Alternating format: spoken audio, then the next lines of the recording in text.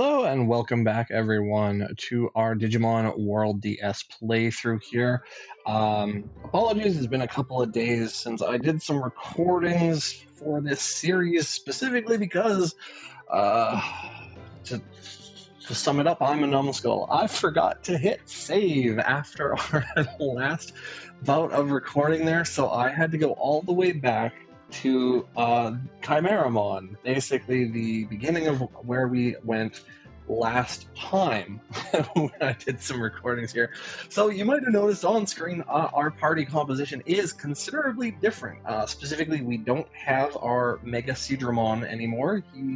He capped out during the grind that I did between sessions, trying to get us back to a point where I could at least get back to where we were and just kind of work out some frustration from having basically deleted the save itself.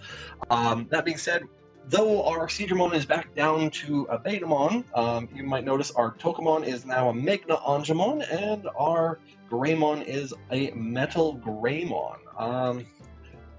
Otherwise, the rest of the party really hasn't changed all too much. We had our Gabumon or whatever, the ogre-looking guy. He did level up twice, so he's now an ultimate in Arukenimon. Chose that one over Edamon just because we didn't have enough beast type in order to actually evolve that, and then managed to grind out enough holy experience points to turn our Antilamon into Cherubmon, which is kind of a scary looking thing. I'm not really sure what that is.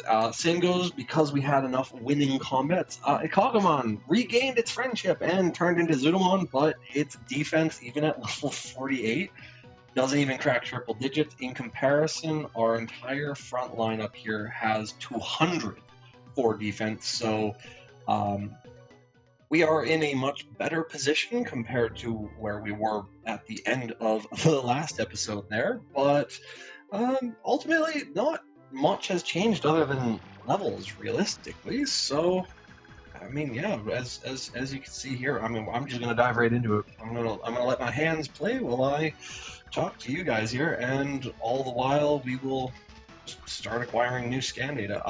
You might notice that the scan data is also low. That's just because I did go back a couple of times during the grind, and I mean, I don't know how to word it. I produced some Digimon. I mean, it sounds wrong when I say it like that, but I mean that's just what it was. Started completing more and more of the Digidex, as I will routinely call it, and that's just, yeah, gotta use it up somehow. I mean, we ground a ton. I mean, I generally will do probably like 3 episodes of recordings per day of when I do a recording day, but when it came to the grind, I did 3 solid days of after work just grinding out the game to get us back to where we currently are now, and that's just, again, working out the frustration of just what's happening at the office, what's happening just in the world in general, and the fact that every time I came home and was like, oh, I'm going to record, no, I can't record episodes unless I'm just going to show you guys everything that's already happened before, which, another dead end, which I don't want to do anyway. I mean, we have more than enough episodes before this playthrough is actually going to be finished, because I mean, I think we're at like 30 right now, and we're only on the second map of Gold, and we have at least 2 more boss fights after this one still to do, so yeah, it's probably going to carry on for 50, maybe even all the way to 60, depending on if I screw up again like I just, well, I say just did, but like I did last time. Not hoping so. I mean, fingers are definitely not crossed, or I mean, are crossed that I won't accidentally pull that one again, because definitely don't want to. The grind is real. I mean, I don't mind grinding, just I wanted to do some recording, right? It was like I wanted to get through it. It's like if I finished the game or was like shooting for, say, 100% complete or something like that, that's where I will accept the grind. But grinding just to get back to where I was, that hurts. Because mentally, I can only tell myself that I shouldn't have to do it because just hit the freaking save button. I mean, it's been ingrained in me since I was a kid. Like, hit the save button before you finish. And no, I can only assume that I was just that tired at the end of the last episode where I stopped the recording. I then just powered it off. I don't even remember even considering hitting the save button. It was just like, no, time to go to bed. Everything's off. Everything's quiet. Let's sleep. Go to work. Come back feeling like really good at that point. Just like, yeah, let's do more recordings. We're gonna like crush the tropical isle, save another guardian, and then got to the start menu, hit continue, and I was like, why am I back at the Tamers Union? This isn't right. Go to the map, and I was like, oh, I have choices on where I can go. That that's not right. I should only have the option to go to to the tropical isle, right?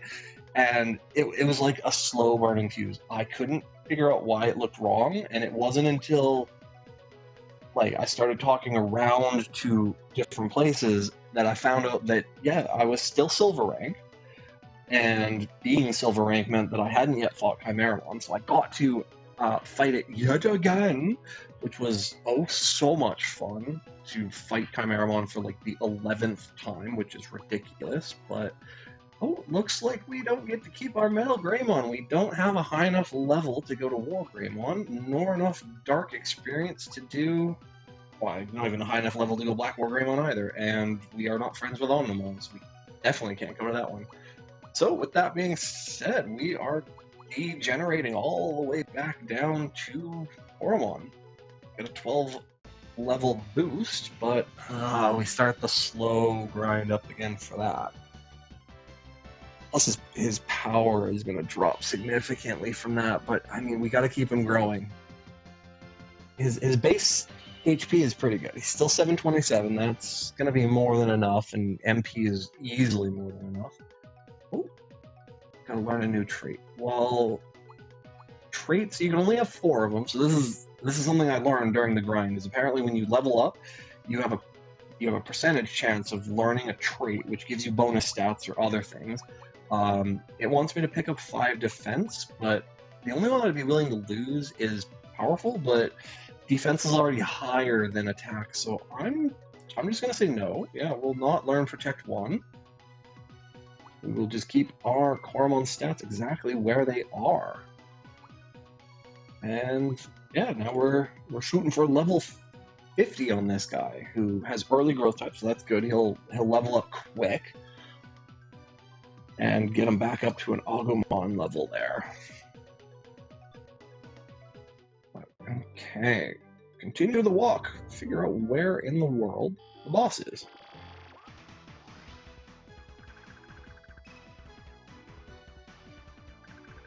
I think a couple of Eaglemons. They don't turn into anything good either. I mean, I call it hatching. I produced 2 of the Eaglemons and then took a look at them to see, like, yeah, if I de-digivolve them, do they turn into anything useful? And unfortunately, no. The answer is they're basically worthless. Like, yeah, they have a lesser form, but it's what we've already got. It doesn't let us branch down to like a really good, better path. Oh, okay. I was expecting. Alright, Betamon doesn't have any good attacks. It's not until he turns into Seedramon that he actually has a good multiple attack. He still has like the Water Blast, but it's not good enough. Not for like connecting multiple attacks at once, but thankfully we do have our Magna Angemon, who has 1,000+ experience points, which is great. And then even Betamon, as his rookie form there, has, again, a ton of NP, so it doesn't really matter if we use our special attacks at this point. It's, I'll call it late game stage, where, yeah, we can just basically attack however we want. There is always that risk of running low, but at the same time, we earned tens of thousands of bits, and that's going to be more than enough for us to buy potions and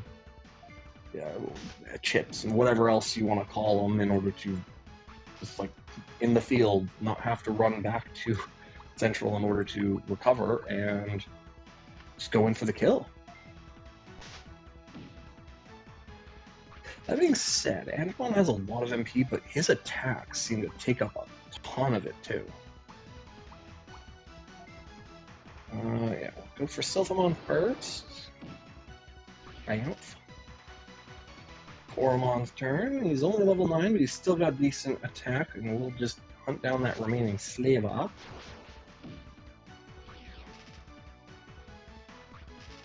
That then will let us take down one more Edamon.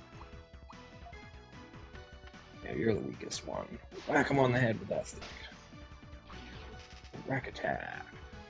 Plays one Edamon to actually do a little bit of damage, but not much, because again, we have 200 plus in defense, which is fantastic for our actual scalability of combat.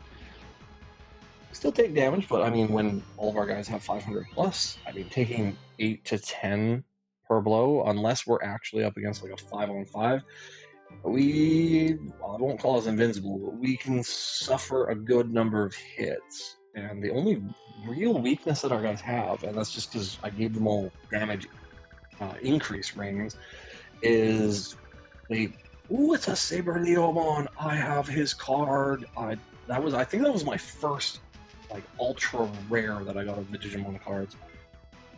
But yeah, going well.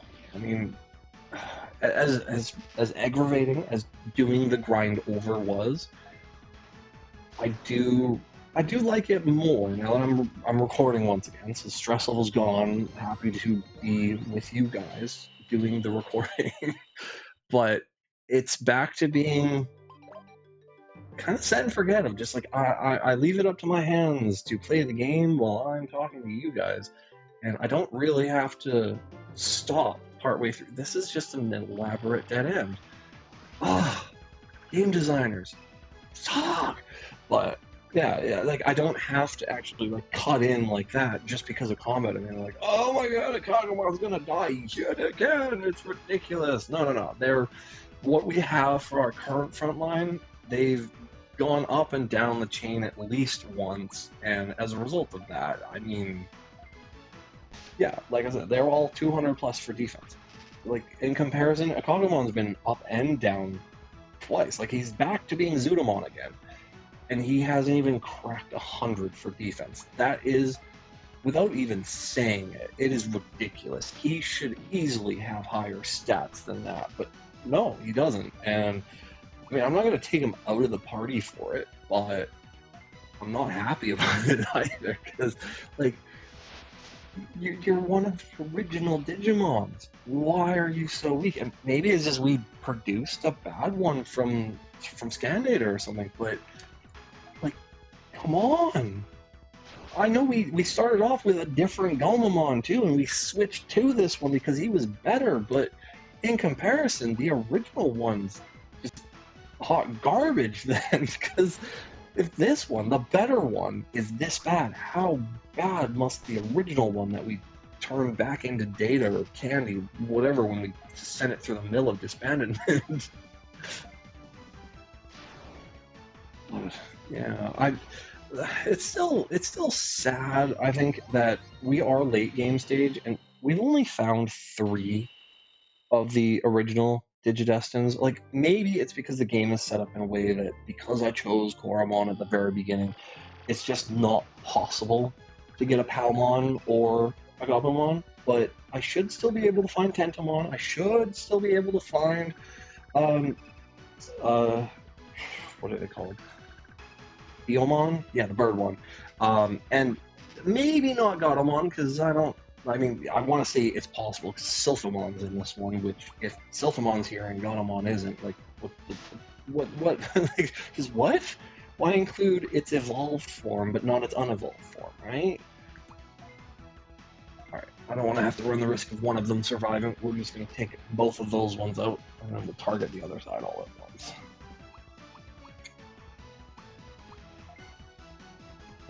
Yeah. Target Sylphamon. Ooh, that was a nice critical. up to our Korma to spit at him. But yeah, I mean, you can probably tell from my voice. I still have a little bit of the lingering just frustration from before. I think it's mostly just been brought up because I was talking about it. But as we continue playing here, I'm gonna get more and more mellow, or something horrible is going to happen, and we're just going to do the opposite instead. But fingers and toes and eyes and every part that I can cross is gonna get crossed, and we'll see what happens. But given where we went, where we have gone so far in this playthrough, yeah, we definitely went down a really long, winding wrong turn. So it's not exactly cool, but we basically just have to go all the way back to the beginning, I think, and choose that other path that we hadn't chosen the first time. And then pray for the best at that point.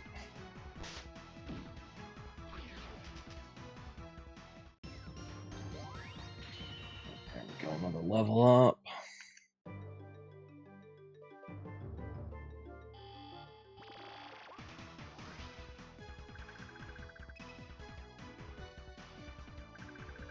Ooh, a couple more Edamons. We won't really do anything with that scan data because Edamon is just what our Wizardmon was able to turn into after he turned into an Attilamon, which is weird because I don't think Edamon's an ultimate. Metal Edamon's an ultimate, but after doing the whole evolutions and things, apparently a Metal Edamon is a Mega, which, no, I don't think so. Not from my memories, at least. Okay, we're only down to one. Let's just whack him with a Fist of Fate. Not enough to one-shot him, but... Edamon, go bite him. Oh, and a critical as well. That would have one-shotted him, I think. 500, easy damage.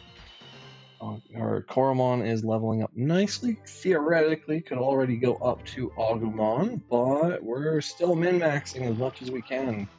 Especially not fall into that that position we were in last time.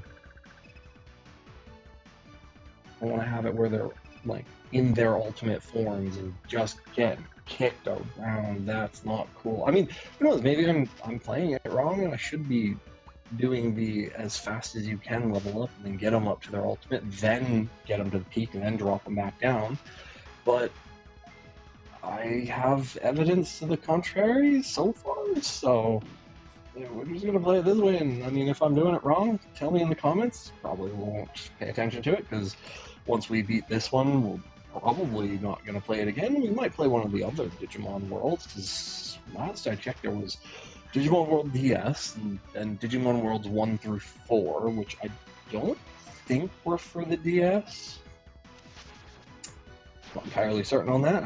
I think some of them were like Game Boy Advance, then there's Game Boy SP, then a DS, and maybe one for the 3DS, but don't quote me on that, because, again, like I said, I do not know. So, yeah, we'll beat this one, though. We will definitely beat this one after this, though. What do we play after Digimon World DS? I haven't really thought about it, because this one's a longer series. I mean, 50 episode one, considering that most of what we did before was like 10 to, well, okay, Donkey Kong Country took, I think it was like 20 episodes or thereabouts in order to beat that one, but that was just due to repeated and merciless deaths brought about by the game programmers, where, if you ask me, it was unfair. I mean, this is like months later, I still have emotional trauma from those freaking minecart tracks. Like, the in the dark maps, those ones were bad. Don't get me wrong, they were definitely bad. But compared to the, like, you have to be on extreme difficulty, Dance Dance Revolution, like, Twitch timing it, oh my god, those ones are so bad.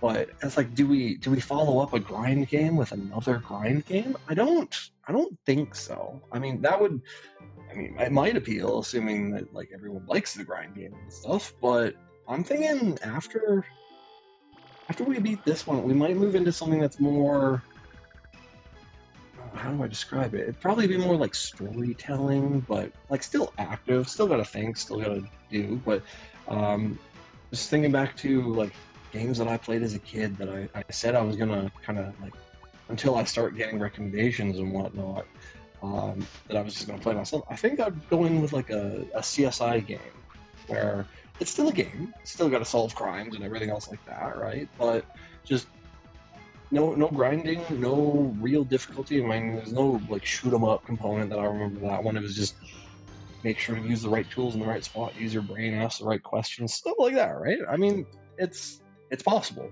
or it should be possible. Who knows? Maybe I've lost some of my intelligence from when I was a kid, and I can't even beat a simple kids game like that anymore. I mean, the other one that we could do is just set like a true kids game on a really hard difficulty level and see if I can still pass that. And that's just coming to mind because I mean, I have a nephew who was just born, but I also have my niece who is turning 2 in September. But I mean, they're not old enough yet, but I've kind of been preparing for like what gift they're gonna get when they're older in order to like educational gift, but still kind of tied to technology. And it's something that I grew up with, and I was like, well, yeah, we'll just kind of put together all the learning programs that I grew up with, basically just games, but teaching you geography, math, science, etc. Right? And it's got a collection that spans all the way from like kindergarten all the way up into grade 5, which yeah, if anyone's ever heard of it, it's Clue Finders. For that one, I mean, there's Reading Rabbit as well, but I mean that one's for like preschool and kindergarten, which I'll probably get those ones included in like the bootable flash drive in order for them to be able to play around with that even before they start up Clue Finders. But I mean, I personally like Clue Finders itself the most because it was like a murder mystery, but you're playing it as a kid, and like you're playing a game, but you're learning the entire time you're playing it. Like, why wouldn't you? That's like playing bridge. Oh, we found the end. That is good. Okay, because we found the end. We are hitting save. I will carry on with my story in a second here, and we are not at the end of the episode yet, so we will actually fight. We are gonna fight whoever this boss is gonna be. Oh, there we go. It's Ebon Wumon. Our second guardian is coming up for a fight. You are going to die to our ultimate might. But yeah, for Clue Finders, I mean, I loved that as a kid. It was teaching you something while you were having fun, and it's like in my mind, that's the perfect game for a kid. Like you don't need some mind-numbing game. Why not make learning fun? It's like, if you can learn math, like multiplication, as a freaking third year, like a grade 3 student, you're well above your peers. And even when asked by the teacher, you're like, oh, well, like, how'd you get so good at math? Oh, I played a video game.